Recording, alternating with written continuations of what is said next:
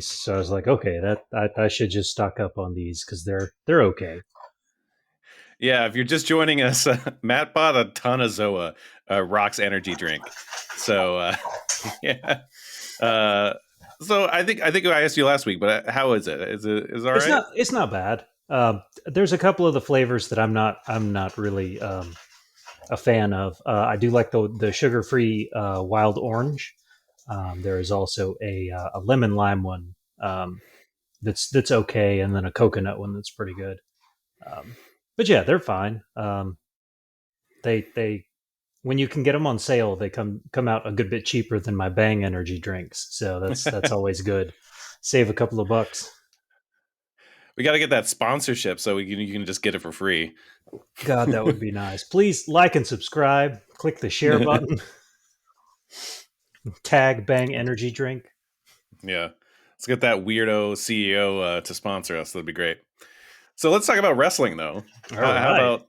about the week of wrestling? So actually, I didn't catch all of New Year's Evil, but I did watch. I think what you said were the two most important matches. I watched the opening match with Roderick Strong and Carmelo Hayes, and I watched. Well, I mean, was there only because I know there was the segment with AJ and Grayson Waller, and there was some other like maybe weird segment, I think. But then there was the 6-man tag. Yeah, there were. I think Maybe there there were was 4 another. matches.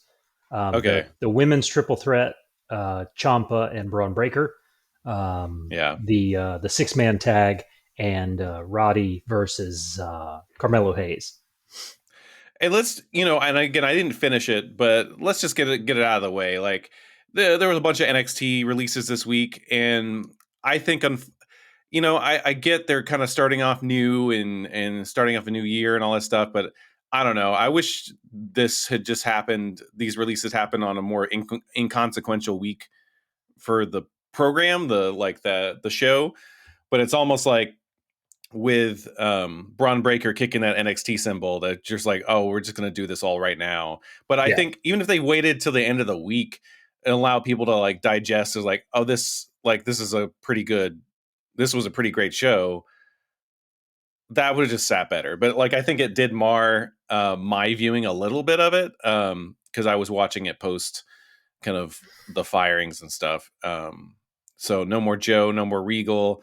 A lot of the backstage people that made NXT kind of what it was are all gone now. So any of Triple H's guys. So it's a shame just knowing that.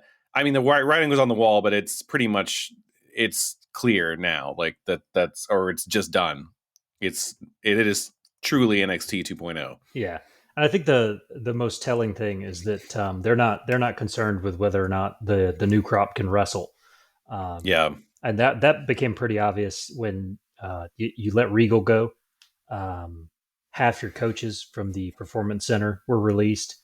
And then, you've got the guys that were backstage doing mostly training. I mean, they work on screen, but like Danny Burch and Timothy Thatcher, guys that have just been around for a while and have been that ear for the new guys to like, bend when they had questions or if they wanted feedback.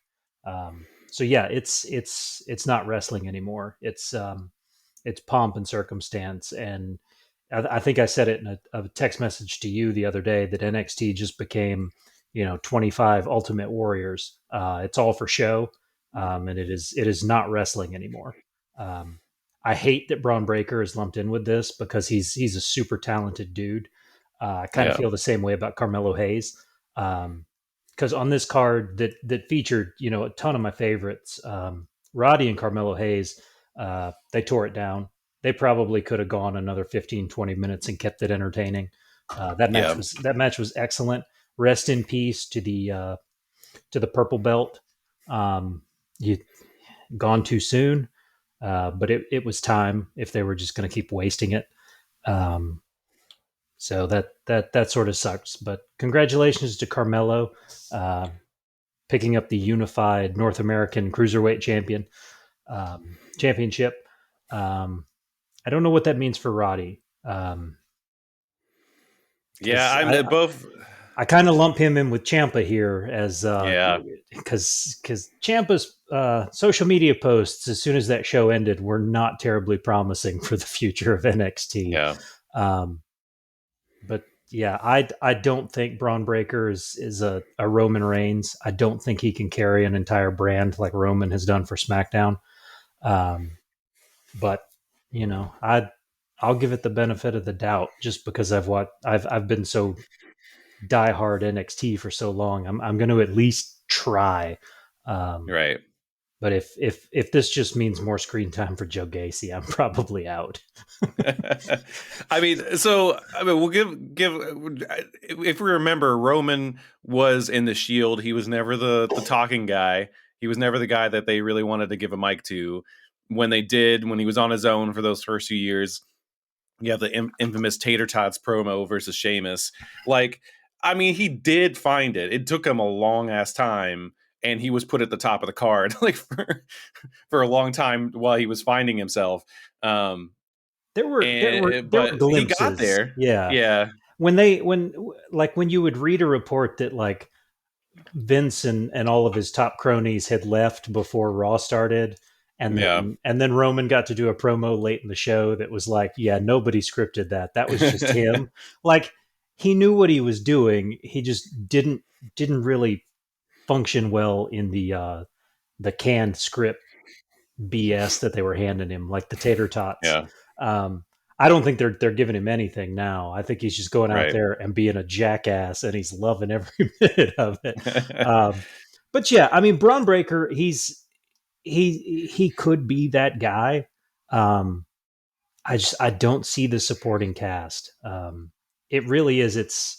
And I hate because this is going to sound like I'm shitting on a lot of the guys I mean they're main roster guys, so they're doing better than I am. Um, it's going to be a bunch of Baron Corbins and Angelo Dawkins and just guys that were former football players, especially now that they're doing these NIL deals with collegiate athletes that are just going to get churned into this pipeline, turned into a showpiece without actually like wrestling. At least for Yeah, I'm grateful, incredibly grateful that Gable Steveson already got signed for Raw. Because at the very least, even if he's not good at promos, the dude can actually wrestle. So yeah, he's got a he's got a leg up on pretty much everybody else. I think there's like 6 women athletes that have signed those deals.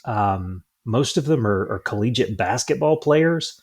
Um, you'd think they'd be doing these with like collegiate gymnasts and like they were talking on AEW the other night during the Atlas match about how yeah, he was a collegiate gymnast and how that like everything he does in the ring kind of springs off of those skills and abilities that he had. I don't really know how hitting a jump shot helps you do a moonsault, but yeah. I don't know. They fired Or they just fired the guy get that did the scouting, so who the yeah. hell knows at this point? Or at least just gives you the courage to do a moonsault. At least if you've done a backflip as a gymnast, Yeah, like or a cheerleader or something like that, like you've done something similar before. You're just now expected to land on a person instead of land on your foot on your feet. yeah. Um, so yeah, it is a little kind of interesting. I mean, it is like the rumor is they're just really going to just churn through these people, and if they don't work out in like Yeah. 2 or 3 months or whatever of putting them on TV, they're just gonna let them go type thing. So they're really just like the colors in the NXT logo. They're really just gonna like throw it against the wall and see what sticks. And they could be successful. They could be, I but I we mean don't know. if you look back at what Vince considers the heyday in the 80s, like Yeah, how many main event pay-per-view spots did Ultimate Warrior have, even though he's hailed as one of the worst professional wrestlers of all time? Um, uh, so, I mean, he's made it work. That was, of course, 30 years ago when his faculties seemed a bit clearer. Um, mm, but he also sees the spark in Austin Theory that I saw at that dingy Evolve show years ago. yeah, So there's signs of life still in there. Um, this was just a bad look this week. Um, Yeah. just cleaning house. And I just right, and I hope that 2022. I mean, over 85 wrestlers released this past year from WWE. I I'm mean, just hoping we're at least any big names we're done with it. Like that's all. I So I could see a couple, particularly Roddy and Champa, mm, just because they've got to be on the higher end of what they're paying NXT talent. And then, I mean, they're not using Shinsuke for much of anything except to get Pat McAfee excited. Uh, yeah, so, I mean, it's been like 400 days since he's actually defended that title that he's carried around. yeah, So that's never a good look. Um, there's a handful of the main roster guys that I don't see being around much longer. yeah, It's not a bad thing, but it's getting to the point where they keep posting all these things where no, they're not going to unify the belts and this and that, but they don't have enough talent left to man two fully functional brands unless you're going to get back to that crap where every show was just like, hey, this guy's in a 30-minute opening segment and then he closes the show for 30 minutes too, yeah, and then there's like vignettes for people you haven't seen in a year thrown in the middle, advertisements for The Undertaker meets Scooby-Doo.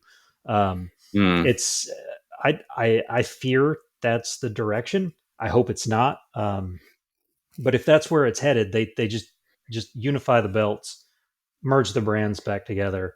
I see that the writing's on the wall anyway. That's the way it's headed. The writing lately has been geared towards getting to that. yeah, The ongoing Becky Charlotte feud, uh, Roman Brock being competing champions. Um, I mean, at least if we get belt unification stuff, maybe that means Shinsuke and Damian Priest will get to put on a show. So yeah. who knows? Well, so what did you like this week? What's a couple things you liked across any brands that you may have watched? Carmelo Roderick Strong was a hell of a good showing. Mm, I was real amped for that 6-man tag match. It just felt super short. And I don't know if maybe somebody got hurt. I haven't seen any reports that they did. It was nice that Barcel, what is the other guy in Imperium? Marcel Barthel. yeah, yeah, or something like It's that. kind of a I jumble it every time I try and Yeah. say it. It was nice to see him get kind of the spotlight this time with the way the match ran. Mm, Eichner still did superhero stuff, um, so that yeah. was cool. The show itself wasn't bad. The women's match was really well done. I didn't see anything going, anybody else getting that belt but Mandy, especially now. I feel like Vince has wanted to put a belt on her for a long time, so that made sense for her to keep that one. Um, Main event was okay.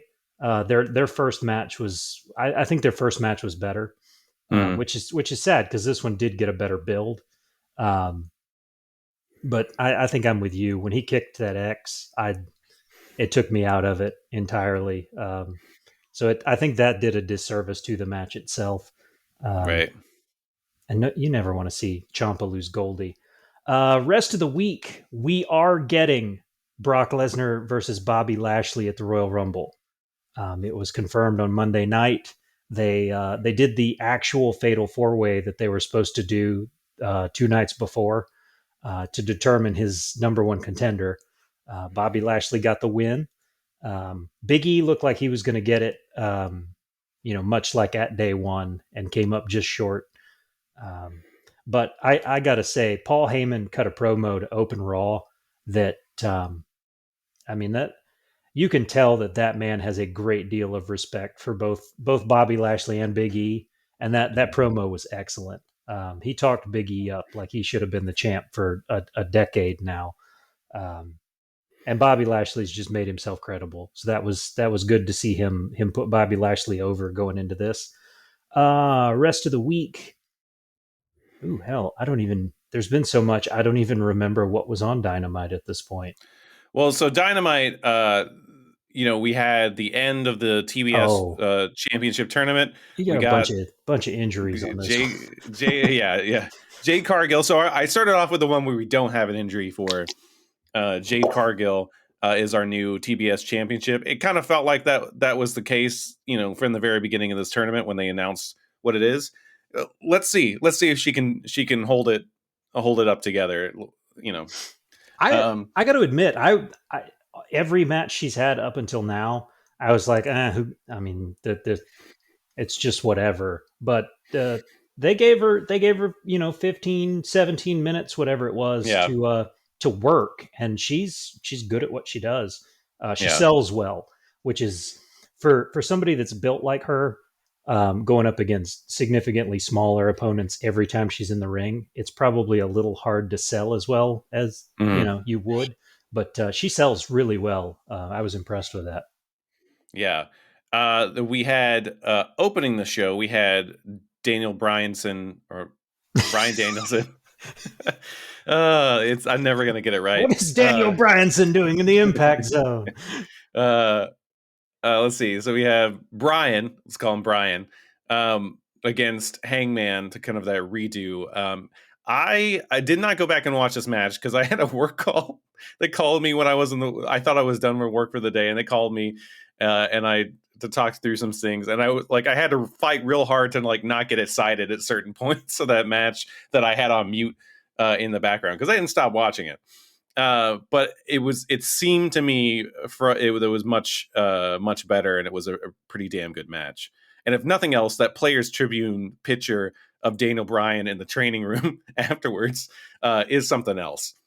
Yeah, they beat the shit out of each other this time. Yeah, I was really glad that they didn't take the easy way out and run the time limit and have to go to the judges, because I was afraid that was going to be super cheesy and just end up getting uh, Daniel Bryanson another shot at the belt. Um, but yeah, this match, it was a little more hard hitting. They moved a little bit faster the whole time, and you could tell. I mean, they still looked like they could keep going at the end of that glorified Iron Man match. hmm This one, they were both just completely exhausted. Um, Hangman took a couple of bumps that looked kind of gnarly. One yeah, suicide dive where he hit the barricade pretty hard, and I thought for sure he'd broken his wrist or his forearm. Um, but he kept going and still champ. So obviously he's yeah, not that bad. Um, yeah, this one was it was a completely different match. I couldn't really say one was better than the other. These guys definitely do work really well together. yeah. I would say this one's better just because we had a definitive Yeah, ending on it. Because I like I just didn't want to see another like Brian time limit draw or just like inconclusive match. yeah, Two of those is enough for quite a while. Um, but then we also had, we had the ongoing MJF CM Punk stuff, which, don't really need to catch up on that. And then we had the tag team title match, uh, Lucha Brothers defending against Jurassic Express. And it was an excellent match, pretty well done. And then they had a table spot where just, man, Phoenix's arm just bent in a weird way, and I mean, everyone was convinced that he had straight up broken his arm. In some crazy, miraculous way, he did not. yeah, Um, and he's only expected to maybe miss like a few weeks, maybe a couple months, um, unless some kind of MRI reveals more. But uh, that if that didn't happen, I thought it would have been. I like it to my in my mind, it would have been an excellent match. Um, but it's really hard to like look past that. There was a kayfabe news article saying about like uh, a commentator disgusted about watching injury for the 14th replay, and it's just like they kept on showing it. It's just like yeah. please stop showing it. Yeah, So they may have edited some of that out before it hit the app because I didn't see it. I think it was just when he hit and then one time it reshowed it. But Yeah. the fact that, I mean, his arm was bent completely the wrong way from the elbow down, Ugh. and for that to just be a dislocation, he dodged a hell of a bullet there because I would imagine that breaking an elbow is no joke. But Yeah. yeah, it was gross. If you haven't seen it, I don't recommend it. It's the table spot. So if you're hell bent on watching Dynamite this week, just know that it's happening at that table spot, and just maybe look away. Um, but we have new champions. It's they continued on. Like Penta didn't seem to know what actually happened on the outside, so Penta and Jungle Boy seemed to be getting to the conclusion of the match how it was supposed to happen anyway. So we'll see with new champions, Jungle Boy and Luchasaurus. We'll see how that works out. I really enjoyed the Lucha Brothers as champions, so love to see this again. I think I called that when we were at Full Gear that Mm, the only team that was going to take those titles from the Lucha Brothers was going to be Jurassic Express. So yeah, I felt vindicated or justified there somehow um, in predicting that several months ago. But I mean, they've been building that for a while. There's no way Jungle Boy wasn't going to have a belt before too much longer, at least. Um, yeah, but yeah, the match was good. The injury was gnarly, and but it did look like it came to its natural, previously scheduled conclusion. It wasn't any kind of audible that they had to call in the middle of the match or anything. yeah. And speaking of near miss injuries, we also have Jake Atlas against Adam Cole on Rampage. And man, I gotta say it felt good knowing that Jake Atlas said that he's going to be all right. Like he's not going to be out too long.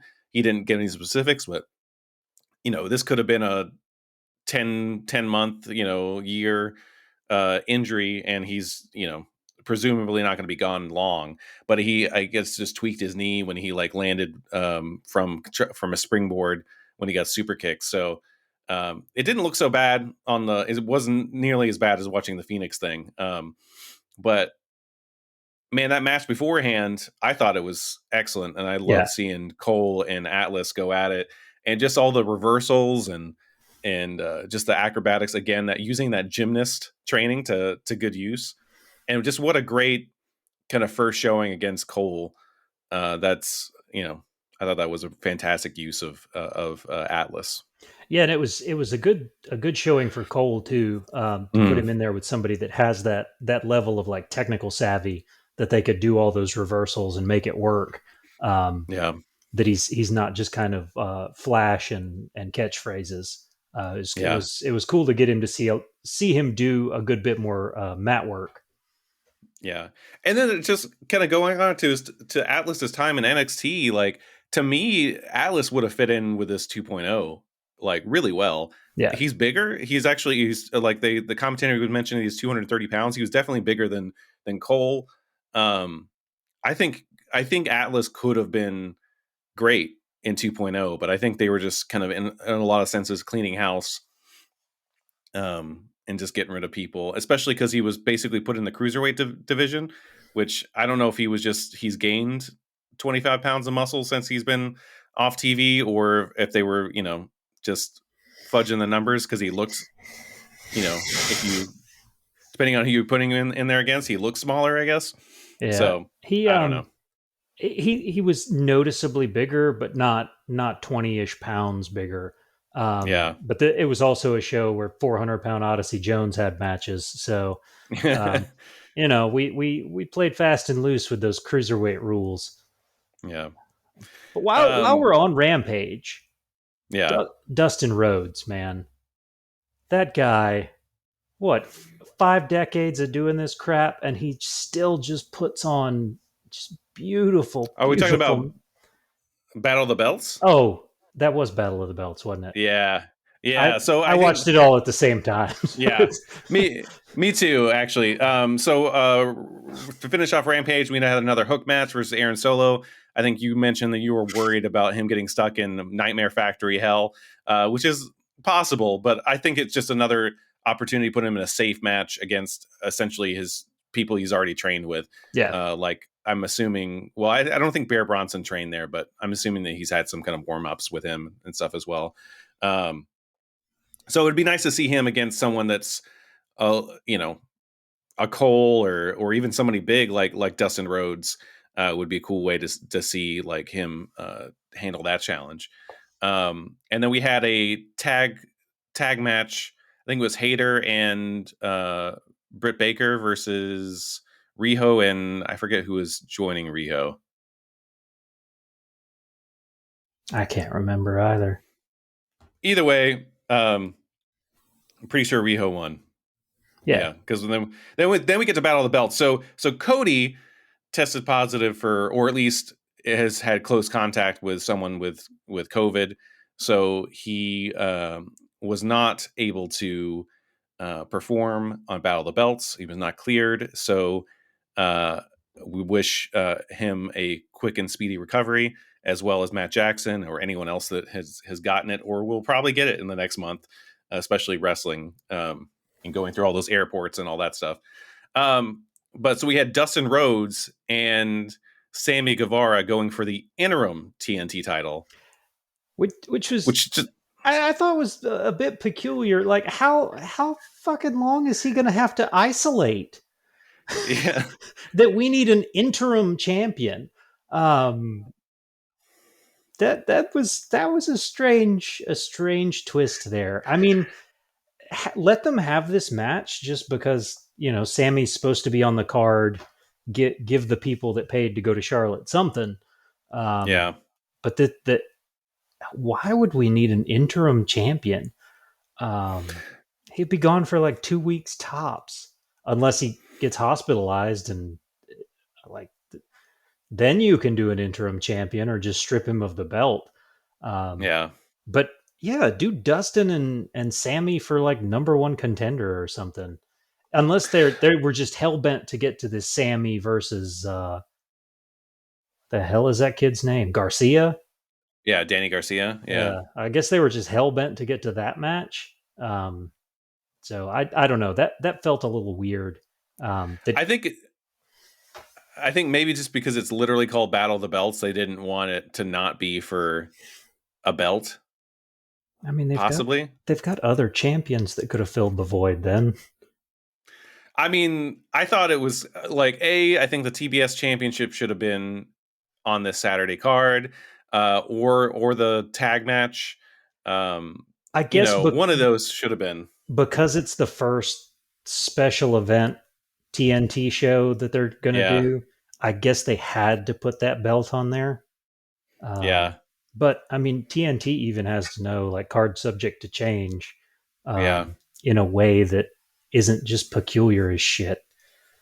So who knows? And I guess the argument against having the TBS championship on that show is you want it on the first TBS show.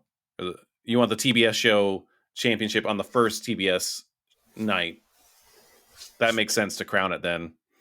Well, so, yeah, but I mean, her first defense could have easily been 3 days later. Yeah. Every match she's had except for that Ruby Soho match has been a squash anyways. So at least that you put a different championship up for Battle of the Belts. Yeah. So and then we had FTW championship, Ricky Starks defending against Matt Sydal. It was a good, fun match. It was nice to see Ricky Starks actually wrestle. I don't feel like I see that very often. But, again, also retained the championship. And then we had Riho versus Britt Baker.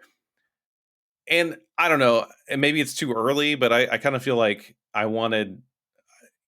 felt like this show would have felt like a bigger deal to me. Maybe I just don't love Riho like some people do, but if it was Thunder Rosa versus Britt Baker, I feel like this would have been a main event worthy of a network special. Yeah. I don't know. There's something about Riho that I know she's good at what she does. She's just so small that none of it's believable. And Mm. I know I'm supposed to suspend disbelief. It's professional wrestling. Um, but are you getting the impression that the first shot that Jamie Hayter gets, she's the one that's taking this belt? Because they are Yeah, definitely building in that damn direction. Um, yeah, it's either that or it's Thunder Rosa. Like the two of them are the only legitimate. I think Jamie Hayter might be a challenger. I don't know if she's going to be the one to take it from yeah, her. We'll see. Um, it might just be another champion, another way to get to prolong because we're not doing Revolution until March. So they may need another challenger for Britt Baker between now and March yeah, to kind of like hold off Thunder Rosa. Um, so yeah, we'll see. But it was a weird network special. Maybe it'll be less weird when we're back in one day non-COVID times. I don't know if that'll ever happen, but at least not in the middle of a surge. Hopefully, the next time we do one of these network specials, and it yeah. might not derail it. But it's just weird that it's just an hour or two. I don't know if you call it a special. It's just only an hour. It just seems strange. Less shorter than a Dynamite. I don't know. Yeah, and that was an awful lot of championship matches to cram into an hour. Yeah, Um, and I thought the Ricky Starks Matt Sydal match was pretty damn awesome. yeah, I like getting to see Matt Sydal wrestle. Ricky Starks is incredibly talented, and I like that belt got defended. yeah. There's no point in having a belt if you're not out there. You can't have a fight the world championship if you're not fighting the world, essentially. Um, so it was good to Eh, see the belt get defended. Taz sort of spoiled the ending about 3/4 of the way in on commentary when he said, "It'd be nice if that belt stays with Team Taz." Uh, but yeah, I thought it was great that those two guys got to just have a good, wrestling match. It didn't have a ton of build or anything, yeah. so that was cool. Um, Although I will like at some point I would love someone else to win the FTW championship that's not in Team Taz, and then Taz has to angrily commentate on that on the match on like the competitor where it's just being defended against like just some random like nobody as well. That would be fun eventually. we're gonna put that belt on John Silver. Let's do that. Yeah, and John Silver in this like he'll defend it against QT Marshall or something like that. Like And Taz, Johnny Hungy is going to start calling it the Feed the World Championship oh man. or Fudge the Uh, World. That would do it. So he could go back into his feud with Cole. It'll be the Fudge the World Championship. oh man. Well, what do we got? We got Royal Rumble a little bit down the road. I think this week we have Sheeta versus D4.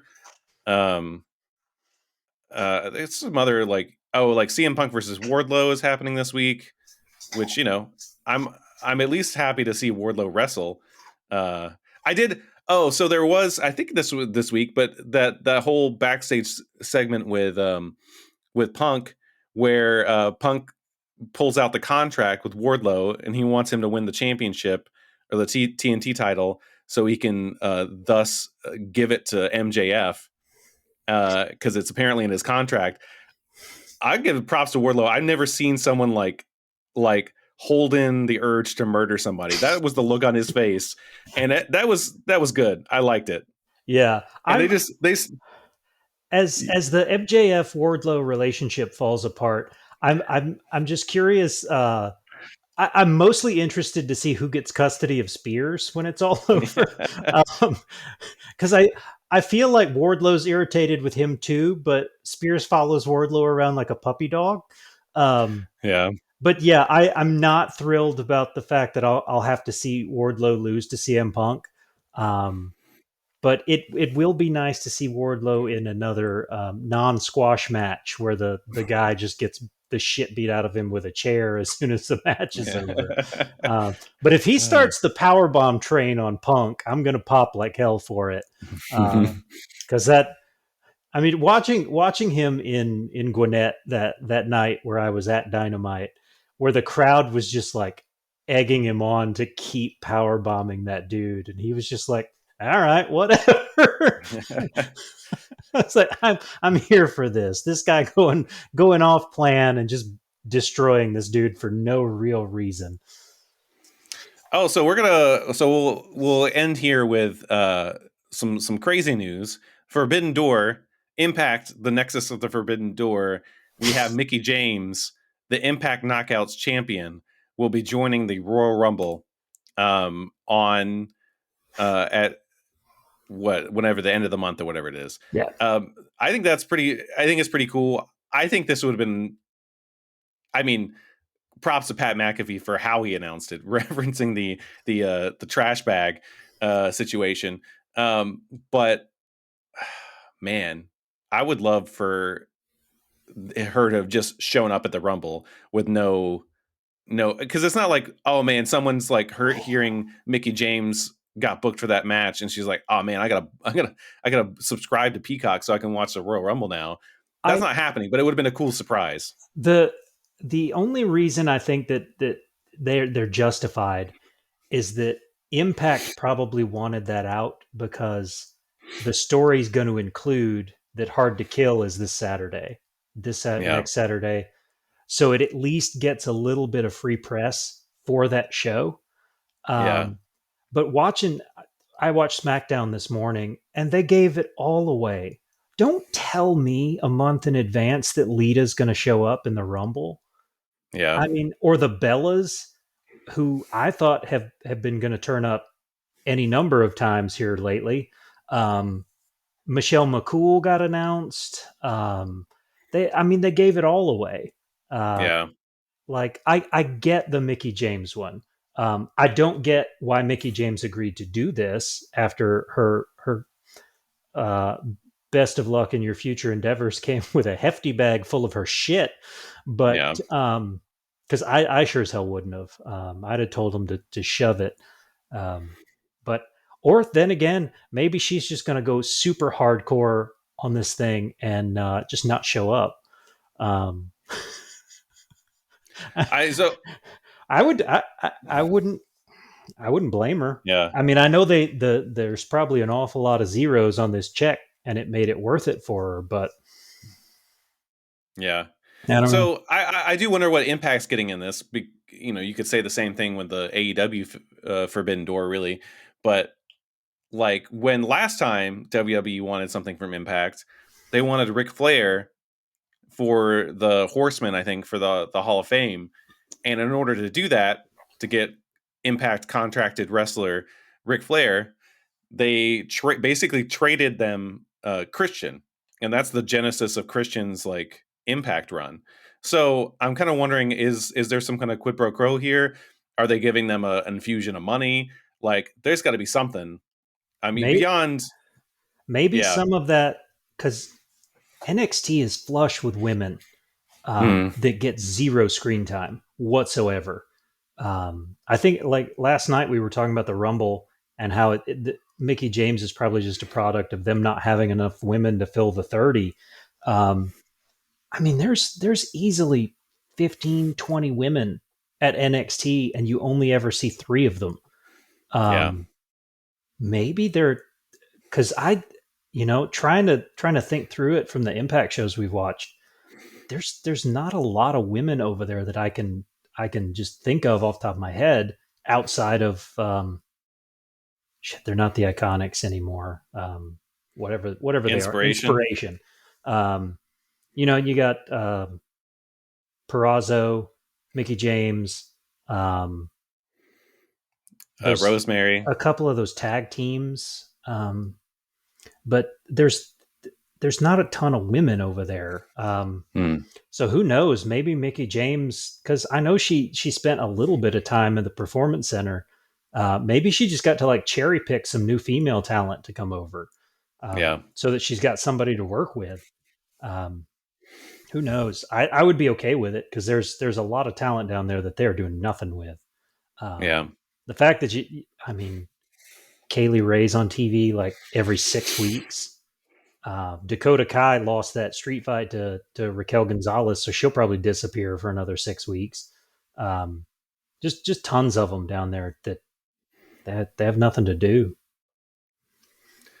And with all this Mickie James talk, brought out our friend Moose, who basically now he says, like, I claim to be the wrestling god. He claims to be the head of the table. With all this forbidden talk, what if? And then he tags Roman Reigns. Let's make this happen. Let's just do it. I'm here for it. Maybe Moose turns up in the Rumble. Yeah. That would be awesome. But yeah, they were. I read something today that with this deal with WWE, and then after Hard to Kill, where the Ring of Honor belt will be defended, Impact has legitimately brokered deals like this with every major wrestling company in the world, which is nuts, because they're certainly not flush with cash to do so, and they're the ones that get it done. So I wouldn't be surprised if we get more of this. It would be cool to see, Josh Alexander turn up in the Rumble. If we could see him toe to toe with Gable, that'd probably be awesome. Yep. They got a ton of guys. Maybe they're buying out Morrissey's contract. Maybe that's what the deal is here, because they're overpaying him. Yeah. EC3 and Strowman are going to invade the Rumble. Yeah. Oh my god! And the crazy thing is, awesome. We're talking about this, all the stuff we talked about in this entire show. We have not once mentioned Wrestle Kingdom, because beyond Shibata coming back after a career and he was handicapped for a while, he couldn't walk because he had a hematoma in his brain or something like that. Yeah. Like it was very scary. He almost died.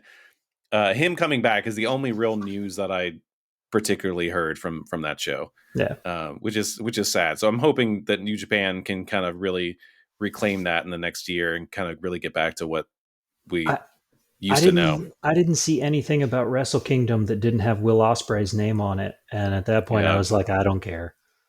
So, and that's sad, because I know Okada was mentioned in one of those articles. I was like, I mean, if it's just Ospreay, I mean, I know he's good in the ring, but I don't like that dude. Yeah. Oh man. And in an effort to stay positive, we're going to end the podcast here. Thanks. You take it away, Matt. I mean, that was me being positive about it. I could have really gone down the rabbit hole, but again, like, subscribe, share, ring the bell, milk the cow, whatever all those things that are along the bottom of the video on YouTube are. Subscribe on Spotify, Apple Podcast, wherever you get your podcasts that we are available. I pad our numbers, so I subscribe on 2 different ones. Let's see. Watch wrestling. Be more positive about it. I know there's a bunch of bad, but for the love of God, you keep watching it anyway. Find the good in it. There's no sense in torturing yourself. If you don't like it, turn the shit off. But yeah, like, subscribe. We appreciate you listening, and we will see you next time. All right.